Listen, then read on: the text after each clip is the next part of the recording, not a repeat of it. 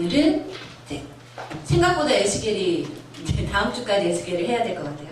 그래서 이번 학기는 에스겔로 마치고 2학기에 다니엘부터 시작해서 나머지 이제 예언서들을 공부를 하도록 하겠습니다. 자, 오늘 에스겔서 말씀 제일 처음은 18장 1절부터 4절인데 이 말씀하고 이제 교회 안에서 많이 설교되어지는 말씀 중에 하나가 가게에 흐르는 저주, 가게에 흐르는 저주를 끊어라, 이런 말씀들을 많이 하잖아요. 이게 그 출애굽기 20장에 나오는 말씀하고 연결지어서 많이 설교가 되는데 그것까지 같이 이제 다뤄보도록 하겠습니다. 우리 교환에 있는 말씀을 읽도록 할게요. 18장 1절부터 2절. 여호와의 말씀이 또 내게 임하여 가라사대 너희가 이스라엘 땅에 대한 속담에 이르기를 아비가 신포도를 먹었으므로 아들의 이가 시다고 함은 어찌미뇨. 아멘. 이해가 되는 속담이죠. 이게 예레미야 시대 때부터 시작돼서 이제 주전 597년 지금 에스겔이 사역을 하고 있는 장소가 이제 바벨론 땅이잖아요. 그렇죠? 1차 포로로 에스겔을 비롯해 여호야긴 왕을 비롯해서 에스겔 또 유력자들이 1차 포로로 바벨론에 잡혀왔고 바벨론 땅에서 소명을 받아서 에스겔이 이제 주님의 말씀을 대언하는 건데 예레미야 시대 때부터 지금까지 바벨론 포로지에 아버지가 신포도를 먹었기 때문에 우리 이도 신 거야 라는 속담이 유행을 했다고 해요.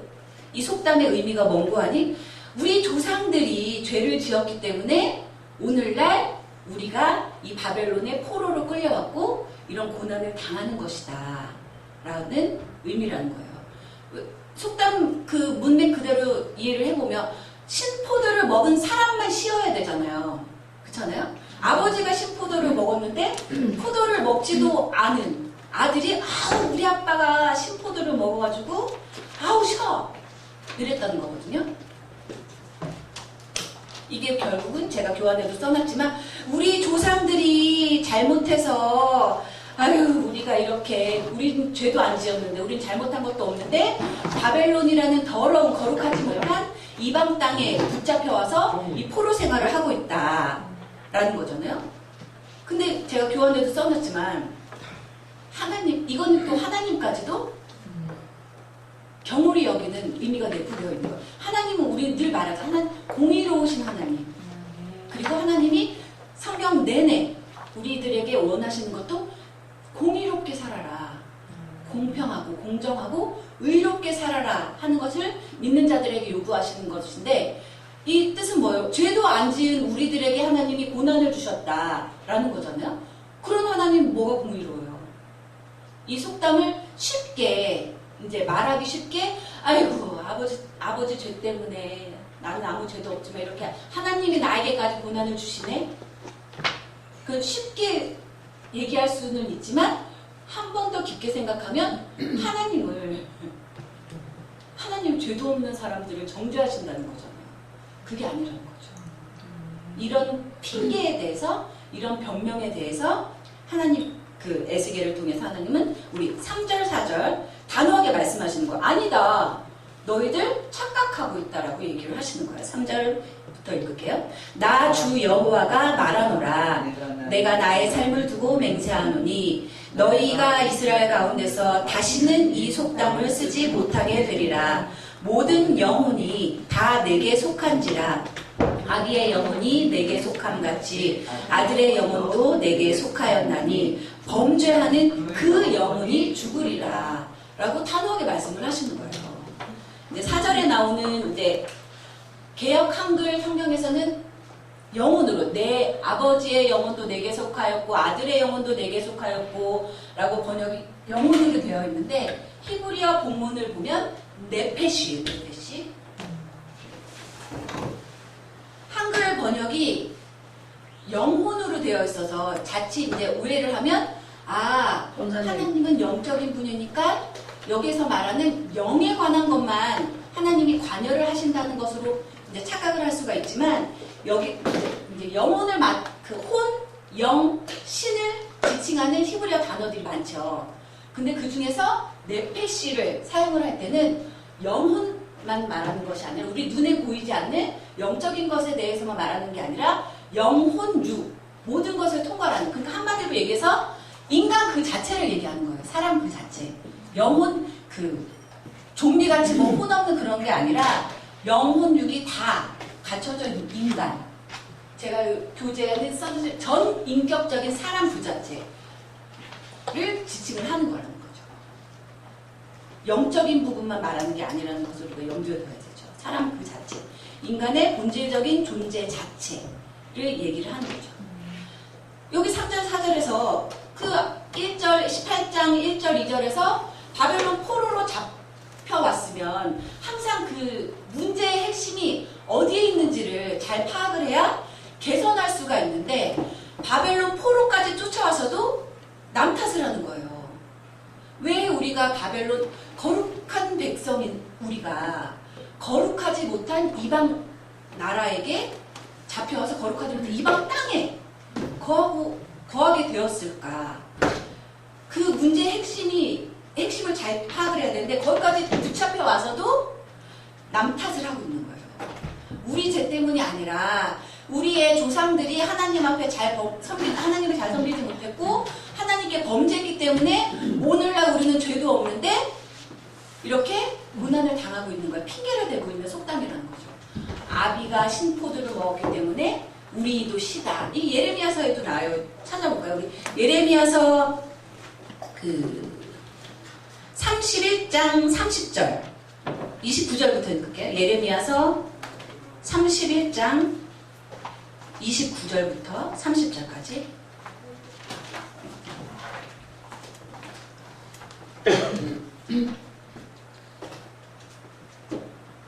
예레미야 시대는 다시죠. 이제 남유다 왕국의 이제 말세 직전인 거예요. 포로로 잡히기도 한 예레미야는 거룩한 남유다가 완전히 황폐화되고 망하는 것까지 다 봤죠.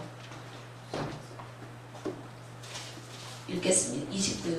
31장 29절부터 30절까지 시작. 그때에 그들이 다시는 이르기를 아비가 신포도를 먹었으므로 아들들의 이가 시다하지 아니하겠고 신포도를 먹는 자마다 그 이가 신같이 각기 자기 죄악으로만 죽으리라. 그 교재 없으세요? 왜 교재가 한 개? 늦게 왔다. 내가 2개. 여기 있어요. 여기. 왜? 여기도 있어요. 2개 갖고 지금 2개 갖고 계시네. 아유, 2개 갖고 계시네. 왜 넘겨서 진짜 꼬개나. 우리가 좀 전에 읽은 예레미야서 구절을 통해서도 알 수 있지만 나라가 지금 풍전등화라고 하죠. 바람 앞에 촛불처럼 언제 꺼질지 모르는 이 위급한 상황인데도 이 시대에 유다 백성들은 왜 우리가 왜 이런 고난을 당할까? 주님께 범죄했구나. 이걸 깨달아야 되는데 하는 게 늘 변명뿐이라는 거예요. 우리가 잘못해서 그런 거는 아니고 우리 조상들의 그 죄가 흘러서 결국 우리가 이런 고난을 당하게 됐다라고 변명을 하는 이 속담이나 하고 있다는 거죠. 자기 책임은 없다는 거예요. 그게 아니잖아요. 근데 왜? 지난주에도 읽었던 에스겔에게 환상을 보여주시잖아요. 예루살렘으로 끌고 가서 그 정말 거룩하다고 하는 예루살렘 도시, 그 중에서도 가장 거룩한 하나님이 임재하신다고 하는 예루살렘 성전 안, 지성소 안에서 조차 우상 숭배를 하는 짓거리들을 하고 있으면서도 자기들이 그런 우상 숭배의 죄를 범했기 때문에 지금 고난을 당한다라고 깨닫지를 못하는 거예요. 우리가 이가 신 것은, 우리가 오늘날 이런 고난을 당하는 것은 나 때문은 아니고 우리 조상 때문에 남 탓만 하고 있는 거예요. 하나님 탓만 하는 것처럼. 우상 숭배도 결국 뭐예요? 우리 여호와 하나님이 힘이 없으니까 바벨론에게 이렇게 괴롭힘을 당하고 있는 거야. 바벨론 신을 섬길 테다 하고 우상 숭배를 하는 거잖아요. 자신들에게서 문제를 찾으려고 하지 않고 끊임없이 하나님 탓, 남 탓만 하고 있는 거죠. 근데 하나님은 단호하게 말씀하시는 거예요. 18장 3절, 4절에서 우리가 좀 전에도 읽었지만 모든 영혼이 다 내게 속한지라 아비의 영혼이 내게 속한 같이 아들의 영혼도 내게 속하였나니 범죄하는 그 영혼이 죽으리다. 결국 뭐예요? 너희들도 범죄했기 때문에 이 고난이 너희에게 임했다는 거예요. 너희들이 정말 눈처럼 하얀 순결하고 깨끗했다면 벌을 받지 않았을 거다. 그러나 너희들도 범죄했기 때문에 오늘날 거룩하지 못한 이방 땅에 와서 포로로 유배지 생활을 하고 있다고 말씀을 하시는 거죠. 제가 교재에도 써놨지만 이게 자칫 잘못하면 일견 맞는 것 같기도 해요. 그 금수저, 흙수저 얘기 많이 하잖아요. 요새는 아휴, 내가 흙수저로 태어났는데 내가 아무리 발버둥 쳐봐야 뭔 소용이 있겠냐. 금수저로 태어난 애들 따라갈 수는 있겠냐. 일견 맞기도 해요. 왜냐면 금수저로 태어난 아이들하고 흙수저로 태어난 아이들은 출발점부터가 다르죠. 뭐 소위 금수저라고 하는 뭐 요새 강남의 제일 뭐 상류층 애들은 어렸을 때부터 온갖 교육을 다 받고 막 가정교사에 뭐 제가 뭐 건너 아는 사람도 아들 하나 키우는데 도우미 아줌마가 셋이 붙어 있다고 하니까 청소해주는 아줌마, 밥해주는 아줌마, 애 기저귀 갈아주고 애기만 전적으로 돌봐주는 아줌마 이런 식이니까 출발점부터 일견 맞기도 해요. 금수저, 흙수저 맞긴 하지만 하나님은 거기에서 끝이 아니라는 거예요. 비록 금수저가 아닌 흙수저로 태어났지만 뚫고 나갈 수 있는 힘을 주신다는 거예요. 흙수저로 태어났으니까 그렇게 살다가 흙으로 돌아가라 이게 아니라 흙수저로 태어났을지라도 하나님을 잘 붙잡고 끝까지 가면 하나님 흙수저도 금수저로 바꿔주실 수 있다는 거예요. 우리 그걸 믿잖아요. 하나님 이 모든 천지 만물을 창조하신 분인데 하나님이 못하실 게 뭐가 있어요? 오늘 또 그 교재에 들어있는 마른 뼈의 골짜기도 그거잖아요. 인간적인 생각으로 인간적인 눈으로 인간의 관념으로 봤을 때는 전혀 불가능한 일이잖아요. 어떻게 마른 뼈들이 우두둑 살아나요? 그러니까 이제 성경을 연구하는 학자들도 이거는 진짜 그랬다는 게 아니고 문학적으로 해석해야 된다 이렇게 얘기하기도 하지만 천지 만물을 창조하신 하나님이 못하실 게 있나요? 우리는 불가능하지만 하나님은 가능하신다는 거예요.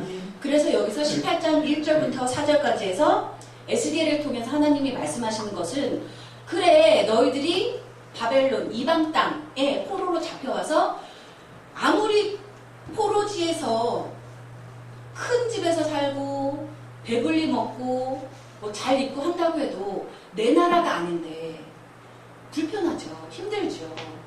말도 제대로 안 통할 테고 그런데 거기에서 아이고 우리 어쩔 수 없어. 우리 조상들 때문에 우린 이렇게 될 운명이었어 하고 운명론, 숙명론에 빠져서 자포자기 하지 말고 왜 이런 결과를 우리가 오늘날 하나님이 택하신 백성임에도 불구하고 왜 오늘날 우리가 이렇게 살 수밖에 없는가?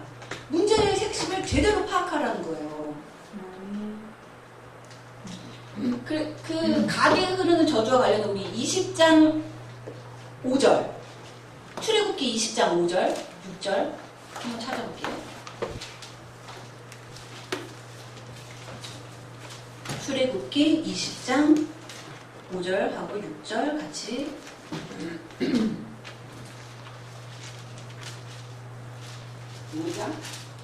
20장 출애굽기 20장 5절 6절 읽겠습니다. 그것들에게 절하지 말며 그것들을 섬기지 말라. 나 여호와 너의 하나님은 질투하는 하나님인즉 나를 미워하는 자의 죄를 갚되 아비로부터 아들에게로 3, 4대까지 이르게 하거니와 나를 사랑하고 내 계명을 지키는 자에게는 1000대까지 은혜를 베푸느니라. 아멘. 아비가 신포도를 먹었기 때문에 아들도 시다라고 말하는 사람들이 근거로 드는 게 이거예요. 아버지가 범죄하면 5절에 나오잖아요. 질투하는 하나님인즉 나를 미워하는 자의 죄를 갚되 아비로부터 아들에게로 3, 4대까지 이르게 하거니와. 이게 근거인 거야. 그봐 여기 나와 있잖아.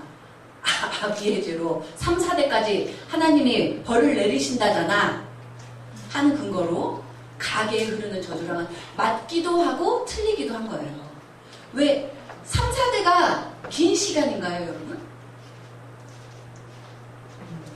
3, 4대라고 하면 그냥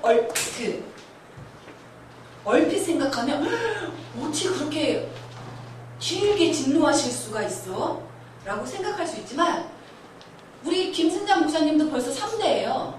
아멘. 3대, 4대가 긴 시간이 아니에요.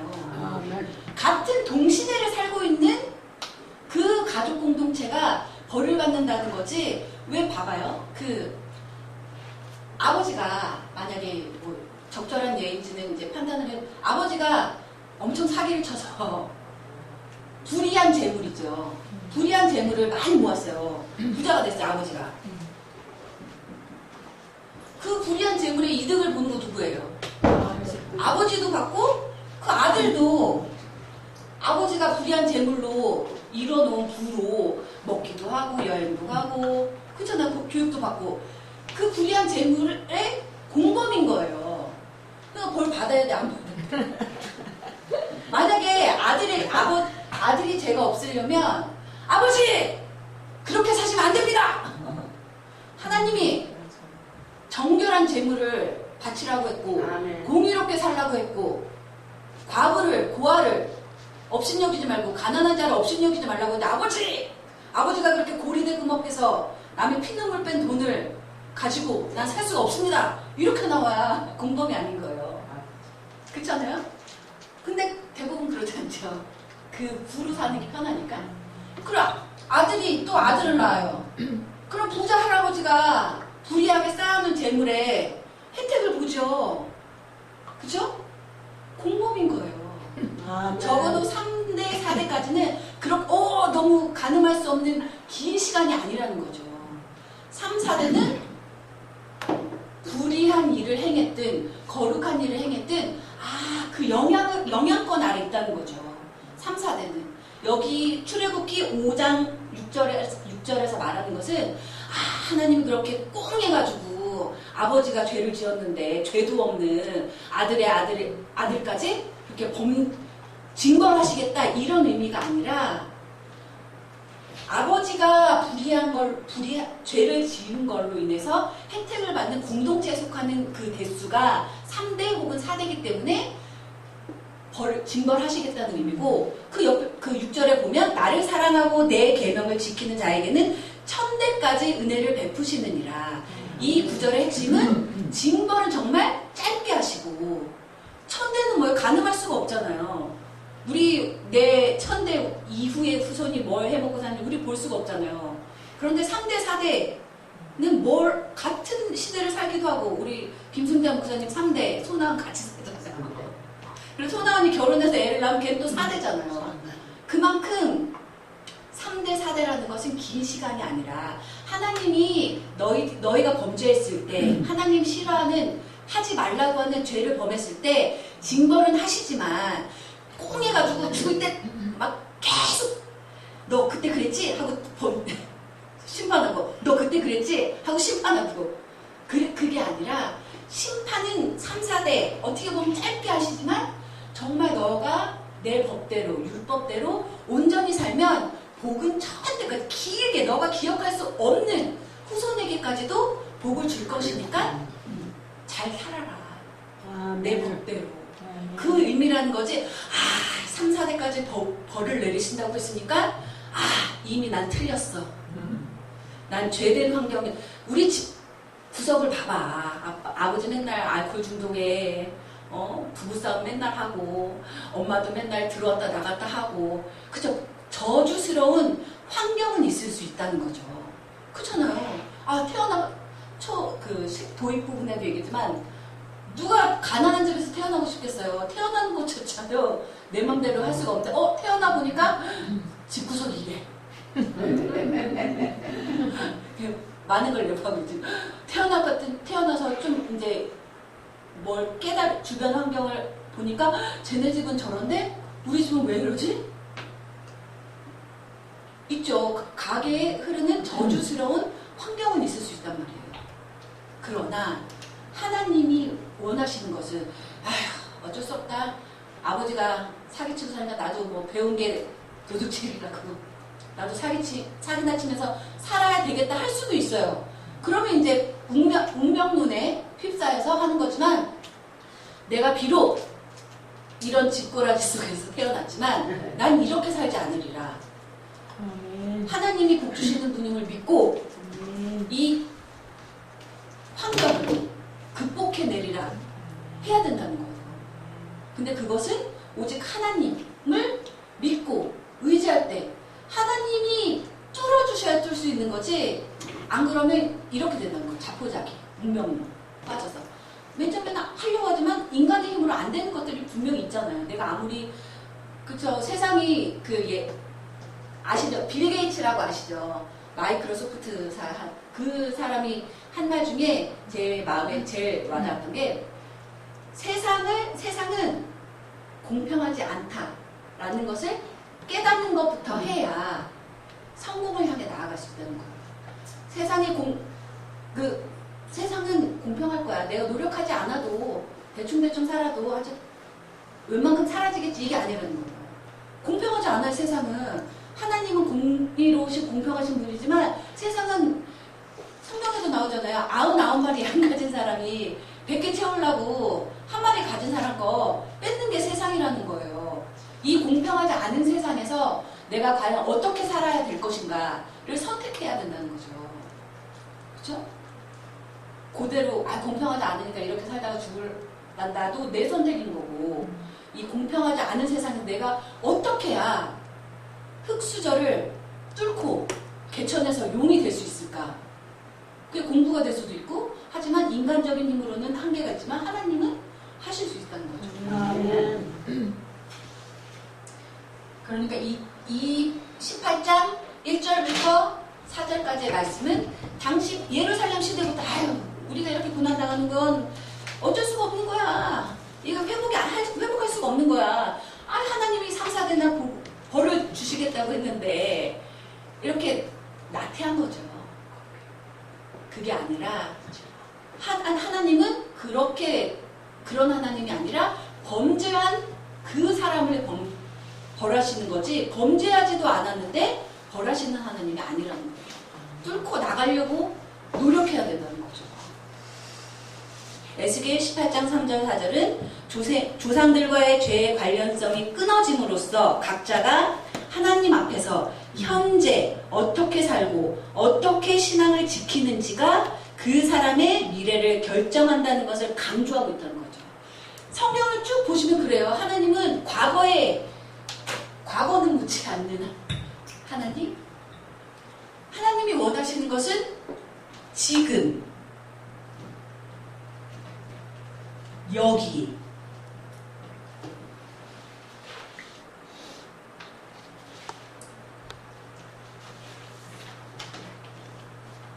지금 여기서 어떻게 살고 있느냐를 하나님은 중요하게 보신다는 거예요.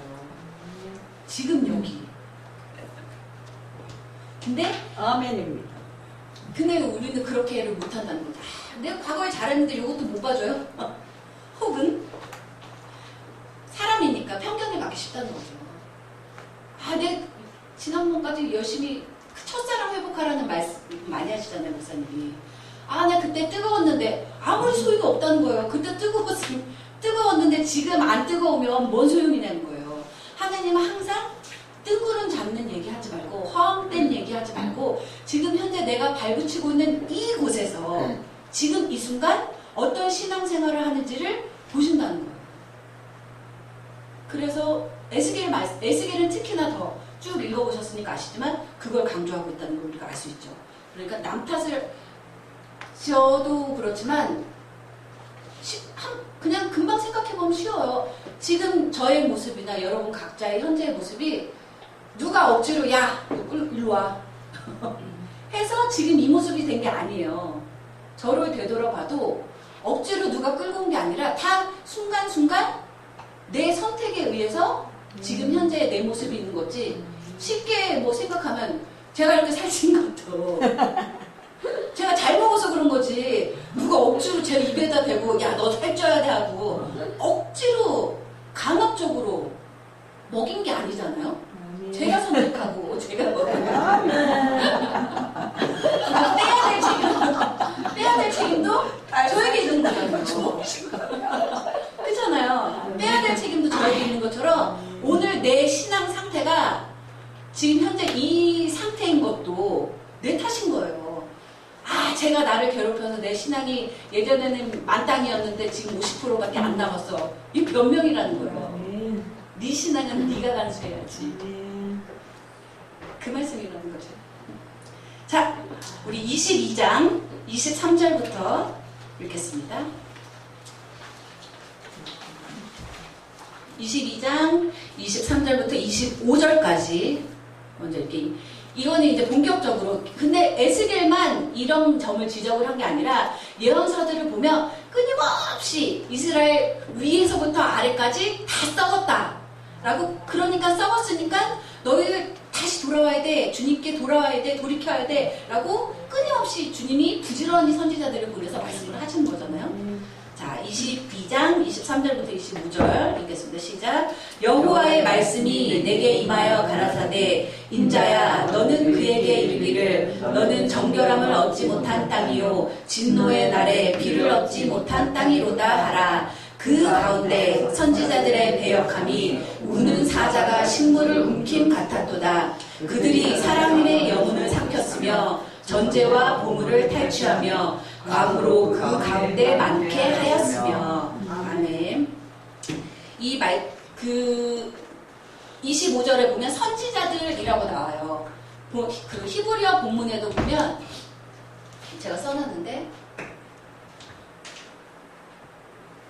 히브리어 본문에도 네비야, 네비에이하 해서 그 선지자들이라고 히브리어 본문에도 나와 있기는 해요.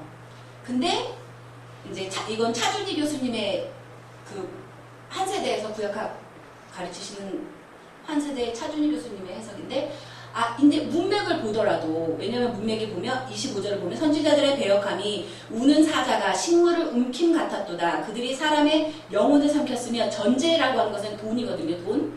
재물과 보물을 탈취하며 과부로 그 가운데 많게 하였으며 과부가 많은 이유가 뭐예요? 남편이 죽었으니까 과부가 많겠죠.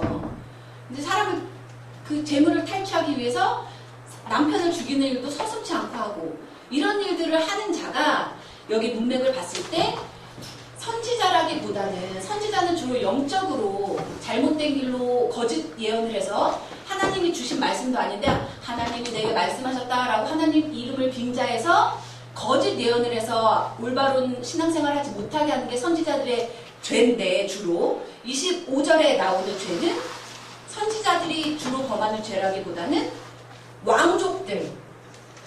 왕족들이 주로 범하는 죄의 내용이라는 거예요. 그래서 그 왕족들이라 하면 네시카라고 할 수 있는데 그래서 헬라어 성경은 왕족들로 번역을 해놨어요. 히브리어 본문은 네비에이하 해서 그 선지자들이 하지만 히브리어 원문을 보면 헬라어는 왕족들이 왜 우리 목사님이 좋아하시는 중국 역사물도 보면 왕 밑에 무슨 왕 뭐 봉친왕 이런 거 해가지고 수많은 왕들이 있잖아요. 뭐 우리나라 조선만 봐도 무슨 대군에서 왕은 못됐지만 그 왕족이어가지고 그 평민보다 더 많은 권력을 갖고 권한을 갖고 막무가내로 사는 족속들이 있잖아요. 그 왕족들이 행하는 범죄가 주로 이 내용이다라고 해서 차준희 교수님은 이제 왕족들이라고 읽어야 된다라고 하는데 그건 이제 여러분이 선지자들로 읽어도 뭐 크게 문맥이 어긋나는 일이 없습니다. 또 그 근거로 드신 것이 시편 우리 72편 찾아볼게요. 왜 여기를 왕족들로 읽어야 되는가라고 근거로 드신 게 시편 72편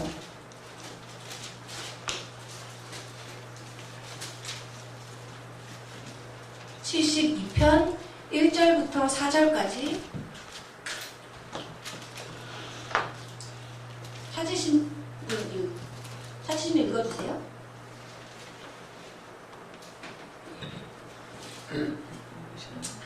72편. 하나님이여 주의 판단력을 왕에게 주시고 주의 의를 왕의 아들에게 주소서. 저가 주의 백성을 의로 판단하며 주의 가난한 자를 공의로 판단하리니 의로 인하여 산들이 백성에게 평강을 주며 작은 산들도 그리하리로다. 저가 백성의 가난한 자를 신원하며 궁핍한 자의 자손을 구원하며 압박하는 자를 꺾으리로다.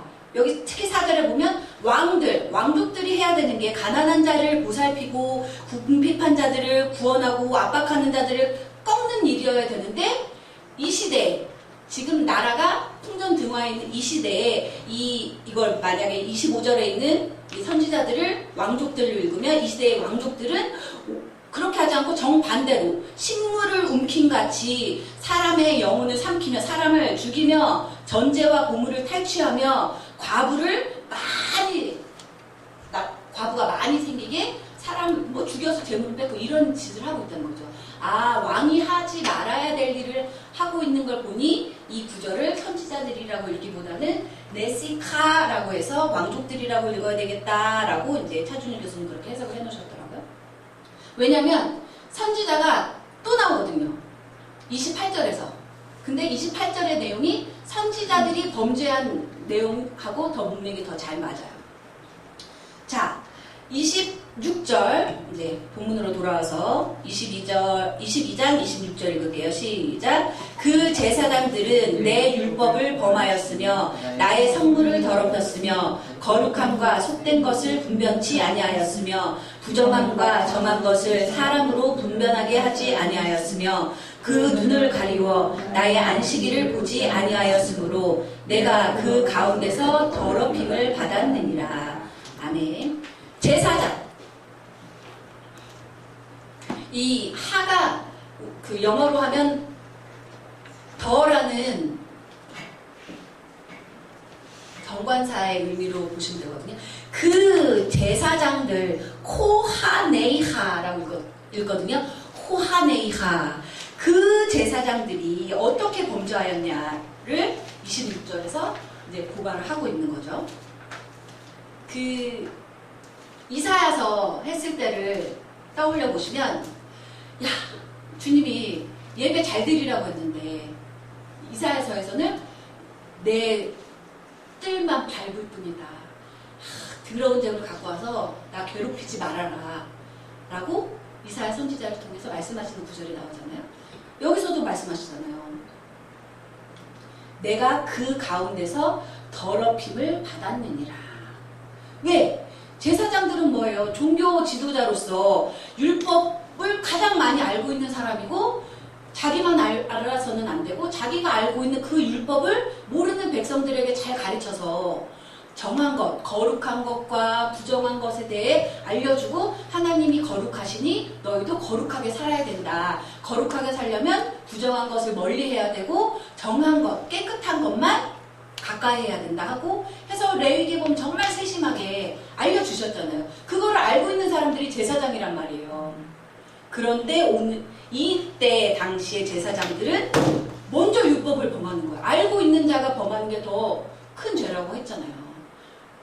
내 율법을 범하였으며 나의 성물을 더럽혔으며 이 시대에 구약시대에 우리는 정말 쉽게 주일이라고 해서 예배드리고 헌금하고 돈으로 이렇게 하지만 구약시대에는 예배드리는 것도 절차가 엄청 까다로웠잖아요. 아무 제물이나 드릴 수도 없고 흠없는 염소, 흠없는 송아지 그것도 제사 불태우는 방법에 따라서 죽이는 방법에 따라서 정말 그 정결한 것을 지키는 걸 정말 세세하게 가르쳐 주셨음에도 불구하고 안 한다는 거예요. 알고 있으면서. 그렇게 해야 되는 걸 알고 있으면서. 또 거룩함과 속된 것을 분변치 아니하였으며 부정함과 정한 것을 사람으로 분변하게 하지 아니하였으며. 알려줘야 되는데 안 알려준다는 거야. 그렇게 살다가 죽어. 근데 에스겔서에서 하나님이 말씀하셔요. 너가 지난주에도 너가 넌 전해야 될 임무가 있는 거야. 듣든지 안 듣든지 너의 말을 듣고 그 사람이 고치든지 안 고치든지는 그 사람에게 달려있는 거고 너는 그것까지는 생각지 말고 듣든지 아니 듣든지 전하라는 거예요. 근데 내가 전하라고 했는데 안 전했어. 하나님이 나에게 너 누구누구에게 가서 김은아 집사님에게 가서 전해 라고 했는데 들을까요? 이거 듣기 싫어할 것 같은데 시험 들 것 같은데 쉽게 얘기하면 인간관계 껄끄러워지게 뭐하러 전해. 그냥 꿀꺽 삼키면 주님이 전하라고 하셨는데 분명히 명령하셨는데 껄끄러워지기 싫어서 인간적으로 안 전해서 그 사람이 돌이킬 수 있는 기회가 있었는데 너가 말씀을 안 전해서 돌이킬 수 있는 기회를 못 잡고 계속 제약된 길로 가서 죽으면 그 죄값을 너한테 찾는다고 하셨잖아요. 에스겔서에서 분명히 말씀하셨어요. 그러나 너가 전했는데도 불구하고 뭘 그래 안 듣고 그 사람이 그냥 그렇게 살다가 죽으면 그 죄값은 그 사람에게서 찾지 너에게서는 찾지 않는다라고 에스겔이 말씀하셨잖아요. 그런데 제사장은 사람으로 분변하게 해야 하는데 사람으로 분변하게 하지 아니하였으며 안 가르친다는 거예요. 일견 이해도 되죠. 아무리 떠들어봐야 안 들으니까 또 그러지 않았겠어요? 그러니까 아유 너도 그렇고 나도 그렇고 나라도 망해가는데 나라도 망해서 이제 조금 있으면 망하려고 우리 여기 포로지 남의 나라 바벨론에 잡혀왔는데 끝이지 뭐. 그러니까 말세 이게 이 남유다 왕국의 말세 시대를 보면서 말세는 정말 이렇게 혼탁하겠구나. 위로부터 아래까지 다 썩겠구나. 주의 종이라고 해서 목사라고 해서 뭐 전도사라고 해서 집사라고 해서 강도사라고 해서 안 썩는 게 아니라 말세는 될 대로 되라가 되는구나를 또 먼저 알 수가 있는 거예요. 그러니까 우리는 어떤 거예요? 그러네 하고 깨달아야 되겠죠. 말세 징조들이 나타나는 걸 보면 우리는 그러지 말아야지 하고 깨달아야지. 이 당시 유다 백성들처럼 아버지가 신포도를 먹어서 우리도 신거야 하고 숙명론에 빠져서 자포자기 상태로 있으면 안 된다는 거예요. 극복하려고. 그 누가 알아주나요? 될 대로 되라고. 그럼 자기 손해지 하나님 손해인가요? 그렇잖아요. 제사장들이 이러했다는 거죠. 스스로 율법을 범할 뿐만 아니라 남들을 깨우쳐야 되는 것도 다 던져버리고 제사장인지도 구별도 안 되게 살고 있었다는 거죠. 자, 27절 읽을게요. 그 가운데 그 방백들은 식물을 삼키는 이리 같아서 불의의 이를 취하려고 피를 흘려 영혼을 멸하거늘. 여기서 방백들이라고 번역이 됐는데 고관들, 그러니까 관리들이도 뭐 장관들, 차관들. 샤레이하 해서 그 고관들이라는 의미인데 이제 직책이 있는 사람들을 말하는 거예요. 일반 평민들, 백성들이 아니라 이 리더들. 리더 안 써도 아시죠? 샤레이하.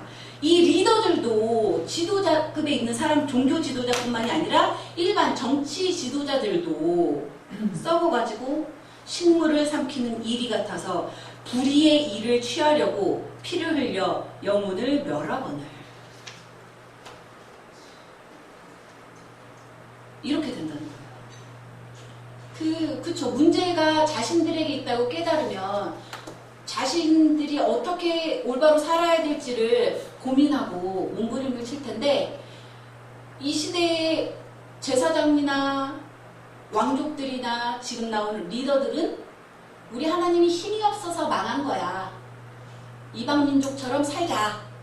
이거잖아요. 그러니까 불의한 재물을 취하면 안 되는데 어차피 이렇게 나라도 이제 좀 있으면 망할 것 같고 남의 나라에 와서 살게 된 거 내 뱃속이나 채우자. 이렇게 되는 거예요. 이리 같아서 불의한 일을 취하려고 피를 흘려 영혼을 멸하고. 하나님이 없다고 생각하니까 이렇게 산다는 거죠. 근데 하나님이 없지 않죠. 안 계시지 않죠. 우리 28절 읽겠습니다. 그 선지자들이 그들을 위하여 회를 칠하고 스스로 허탄한 이상을 보며 거짓 복수를 행하며 여호와가 말하지 아니하였어도 주 여호와의 말씀이라 하였으며. 선지자들 여기 드디어 나오는데 네비, 에이하, 그 선지자들이 참 선지자가 아니죠. 거짓 선지자들이 선지자의 이름을 갖고 있으면서 회를 칠하고 스스로 허탄한 이상을 보며, 그러니까 하나님이 주신 이상이 아니라는 거예요. 에스겔처럼 하나님이 환상을 보여주고 이상을 보여주셔가지고 그걸 전하는 게 아니라 자기 생각에 이런 환상을 봤다고 하면 혹하겠지? 이런 환상을 봤다고 하고 얘기해주면 나를 썩 믿겠지? 이게 하나님이 있다고 생각하는 선지자들이 아니죠. 하나님이 말씀을 주시지도 않았는데 여호와께서 어젯밤 꿈에 나타나서 나에게 말씀하셨느니라 하고 얘기를 한다는 거예요. 이 거짓 선지자들 문제는 처음부터 모세가 시켜서 광야에서도, 그러니까 광야에서부터 단도리를 하셨잖아요. 점친 자, 복수라는 자를 금하고 거짓 예언하고 거짓 몽사를 꿨다고 하는 사람들을 주의하라고. 그때부터 지금까지도 있는 거예요. 이 시대 때도. 그들은 어떤 자들인고 하니 스스로 허탄 이상을 보며 거짓 복수를 하며 여호와가 말하지 아니하였어도 주 여호와의 말씀이라 하였으며. 하나님으로부터 받은 이상,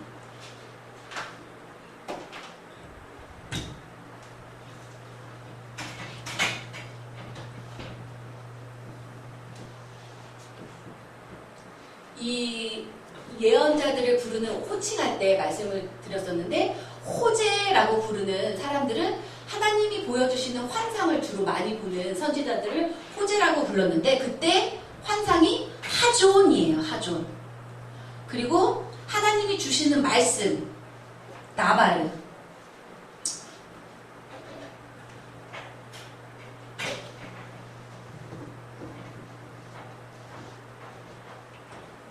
하나님이 보여주시지도 않았는데 하나님이 환상을 보여주셨다고, 그러니까 자기 자신을 속이는 거죠. 자기 자신도 속이고 하나님이 없다고 생각하니까 그렇게 할 수 있겠죠. 그렇죠?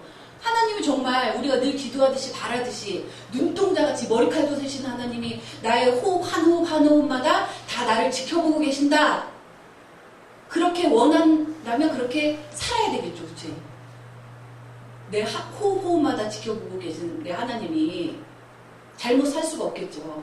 근데 이들은 하나님이 그렇게 지켜주실 거야 라고 백성들을 안심시키면서도, 예레미야가 하나님이 70년은 버텨야 돼, 그래야 너희들의 멍에가 꺾어질 거야 라고 하나님의 말씀을 선포하는데, 그 옆에 있던 하나냐는, 인기 많은 하나냐는 아니야, 2년 안에 끝낼 거야.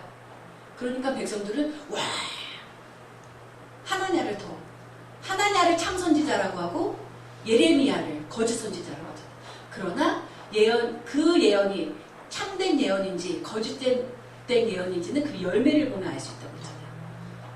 비록 시간은 오래 걸렸지만 누구의 예언이 맞았어요? 예레미야의 예언이 맞았잖아요. 그러니까 잘 분별해야 되겠죠. 이게 정말 하나님으로부터 온 이상, 하존인가? 하나님으로부터 온 말씀인가? 그러니까 자기를 속이는 신앙인이 되면 안 되는 거예요. 사람의 눈은 속일 수 있지만 하나님의 눈은 속일 수가 없잖아요. 그렇죠? 근데 우리는 저부터도 하나님이 늘 지켜주시고 복 주시고 하기를 원하면서 과연 복 받을 만하게 살고 있는가? 그렇죠? 자, 그리고 29절 읽겠습니다. 이 땅 백성은 강포하여 늑탈하여 가난하고 궁핍한 자를 압제하였으며 우거한 자를 불법하게 학대하였으므로. 아멘. 여기서 나오는 이 땅 백성, 암, 하, 아레츠, 이 땅 백성이거든요. 안 보이시나요? 암이 백성이라는 뜻이고, 이거는 더 정관사, 이게 땅이에요. 땅.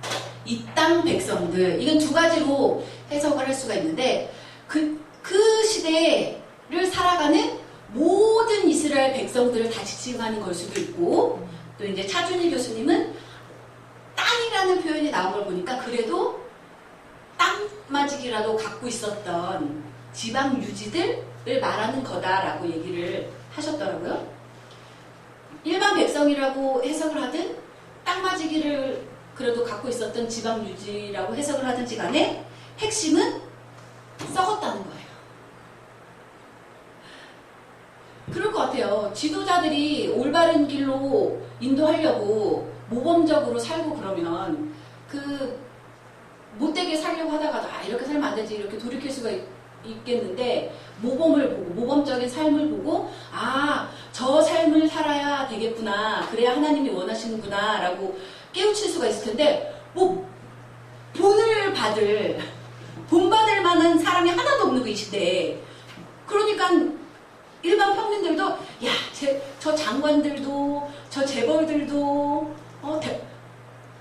정치적인 얘기는 하면 안 되니까 뭐 그런 웃대가리들도 하나부터 열까지 다 썩어가지고 자기 이익만 어떻게 해서든지 조금 더 자기 이익을 더 누리려고 하고 살고 있는데 내가 뭐라고 저 사람들보다 못한 내가 뭐라고 도덕적으로 살겠어. 똑같이 못되게 살아서 조금이라도 더 부정축제를 많이 하고 살아야지. 이런 식이라는 거예요.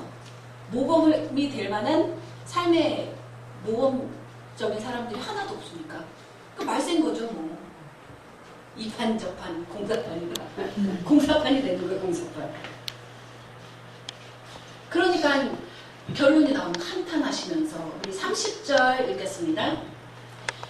이 땅을 위하여 성을 쌓으며 성 무너진 데를 막아서 나로 멸하지 못하게 할 사람을 내가 그 가운데서 찾다가 얻지 못한 고로.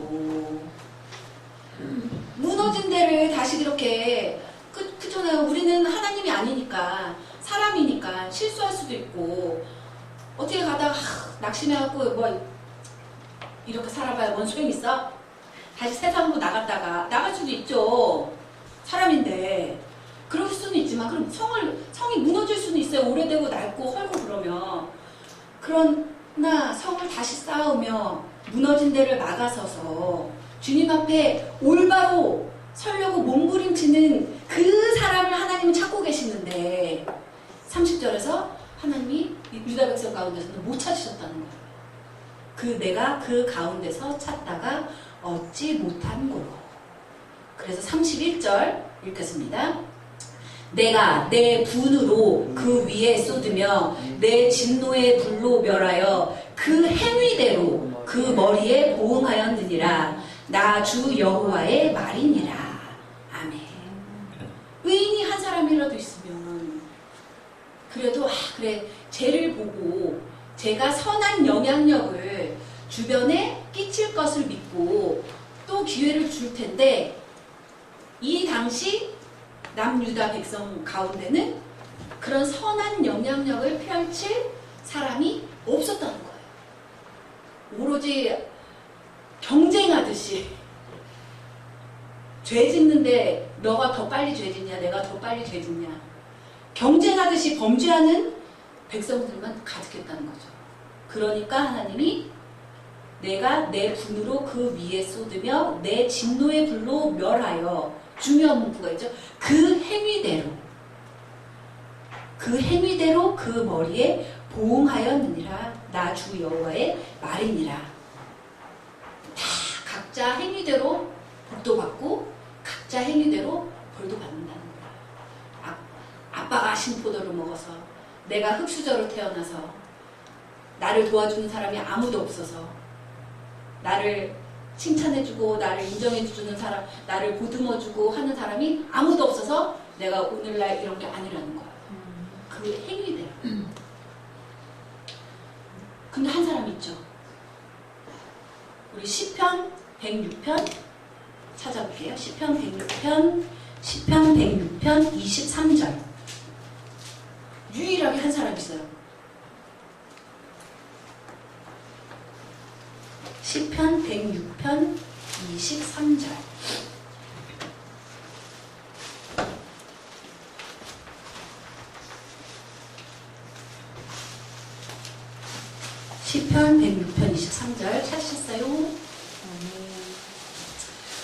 그러므로 여호와께서 저희를 멸하리라 하셨으나 그 택하신 모세가 그 결렬된 중에서 그 앞에 서서 그 노를 돌이켜 멸하시지 않게 하였도다. 아멘. 인간으로 유일한 자예요. 하나님의 노를 돌이켜 하나님이 쓸어버릴 거다라고 말씀을 하셨는데 유일한 거예요. 나를 생명책에서 내 이름을 빼실지언정 이 백성을 용서해 달라고. 유일해요, 모세가. 사람으로 난 자 중에서는. 그 개역 한글 성경에는 간단하게 모세가 그 결렬된 중에서라고 써 있어서 이게 뭔 말인고 할 수가 있지만 개역 한글을 보시면 개역 한글하고 영어로 이제 부연 설명되어 있는 걸 보면 그 어려운 가운데서 우리 모세의 생애를 다 아시잖아요. 모세 얼마나 어려웠어요. 뭐 자기가 내가 할게요 한 것도 아니고 그 광야에서 결혼하고 자식 낳고 양치면서 살고 있는데 불타는 떨기나무 가운데 나타나신 여호와 하나님이 가라 못 갔는데요 말 못해요 하는데도 가라 강권적으로 가라고 하시죠. 모세가 간다고 한 게 아니잖아요. 나 능력 있으니까 나 40년 동안 광야에서 훈련받았으니까 내가 갈게요. 나 충분히 주님의 백성을 출애굽시킬 능력과 자질이 있습니다. 한 게 아니잖아요. 못 간다고 그랬어요. 근데 굳이 가라고 하셔갖고 뭐 우여곡절 여러 기적과 이사 가운데 출애굽했는데 우리 같으면 430년 동안 노예 생활하던 애굽에서 일반인의 신분으로 해방시켜줬으면 입 다물고 잘 따라오면 중간에 나갈 텐데 배고프다고 징징대고 목마르다고 징징대는 걸로 끝나는 게 아니라 나중에는 야 모세야 너 우리를 목말라 죽이려고 배고파 죽게 하려고 너 끌어냈지 하고 막 돌로 쳐 죽이려고 하고 반역을 일으키고 그러잖아요. 그런데 그런 모든 어려움 가운데서도 백성을 포기하지 않았다. 제가 모세 입장에서 주님 처치하세요. 안 되겠습니다. 처치하고 저랑 다시 시작하십시다 했는데 모세는 그러지 않았다. 주님이 너는 내가 인정하니까 하지만 얘네는 안 되겠어. 하셨는데도 불구하고 그 어려운 가운데서도 아니요 주님 저의 이름을 생명책에서 빼실지언정 주님의 백성 주님의 백성에게 진노하지 마시라고. 주님의 뜻을 돌이킨 유일한 사람이 모세예요. 모세 같은 지도자가 나와야 그쵸? 모세 같은 지도자가 나와야 말세를 당하지 않겠죠. 그쵸? 근데 당시 남유다 백성 이 시대의 유다 백성에게는 모세 같은 지도자가 없었다는 거지. 모세가 정말 위대한 거예요. 아멘. 에스겔 선지자 에스겔도 있었고 이 당시에 예레미야도 있었지만 모세의 깜냥에는 못 미치는 거죠. 주님의 노를 돌이키는 거. 여러분이 모세 같은 지도자가 될 수도 있어요. 그렇잖아요. 모세가 짠 엄마 뱃속에서 나와서부터 난 모세 이렇게 한 게 아니잖아요. 나이 들어서 한 80대 가지고 주님이 싫다는데도 주님이 싫다는데도 주님이 하라고 하시니까 주님을 믿고 끝까지 가니까 모세가 된 거예요. 오늘날 우리가 알고 있는 모세. 여러분이 모세가 되시고 모세 같은 지도자가 되시길 바랍니다. 우리 마지막 마른 뼈의 골짜기 들어가겠습니다. 37장 1절부터 이제 14절까지인데 우리 1절, 2절 먼저 읽을게요. 우리 3분만 쉬었다 갈까요? 3분만? 3분만 쉬었다 갈게요. 피곤해 진짜. 벌써 끝났어? 한 번에 쉬? 네, 3분 쉬시면 한 번에 쉬? 잘 썼어? 찍어야 되는데.